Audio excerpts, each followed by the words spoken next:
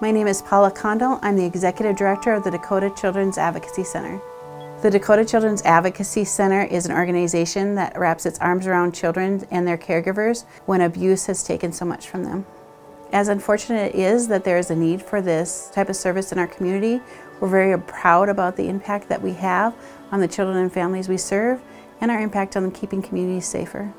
We couldn't continue to do the important work that we do to help children and families without the generous support of all our donors and those of you that are here today. My husband and I have 3 children. Our middle child, our daughter, 4 years old at the time, told us she was being sexually abused at daycare. Our children went to a home daycare, someone that we thought we could trust and someone we thought would keep our children safe. They lived just down the street. We always felt comfortable knowing or thinking that they would be safe there. The day that our daughter disclosed her abuse, we were absolutely devastated.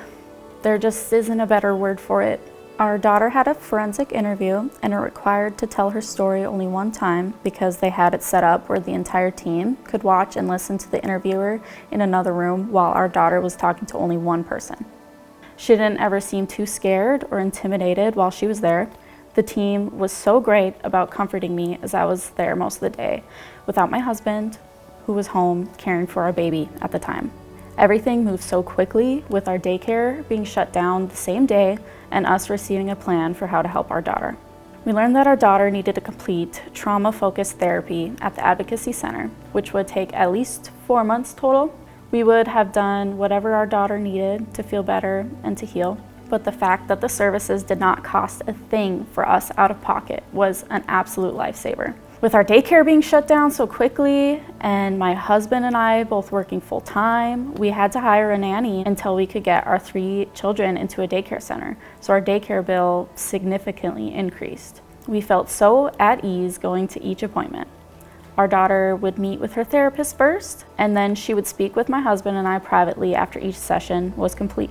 The guilt that we as parents felt was so severe. So being able to visit with the therapist ourselves proved to be very beneficial for us as parents. We learned that life doesn't have to end after trauma and our daughter could still have a happy, normal life. She had a small graduation at the end of her therapy and we could not have been more proud of her progress. The way they tailor each session to the child's individual needs and interests is impressive and our daughter loved going to each session.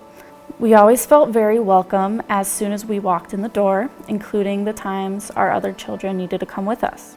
I honestly do not know what we would have done without this type of service being offered. It was a total lifesaver for our family more than one time. I anticipate that there will be a time in our daughter's future when she may require more additional counseling services related to this trauma, but I feel very comfortable knowing that the services will be available whenever needed.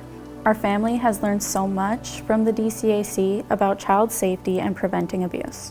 We have learned ways to talk to our children, and our children have learned ways to keep themselves safe.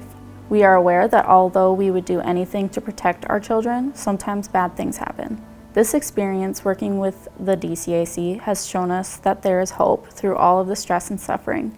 We feel so confident that our daughter again has the tools that she needs to live a happy life. Stories like this come from the families that we serve every single day. In 2023, we provided over 19,000 services to families just like this. We are often seen as a light in the midst of a dark tunnel. We know that abuse happens. We know that trauma happens. We know that pain happens. But we also know that hope happens here.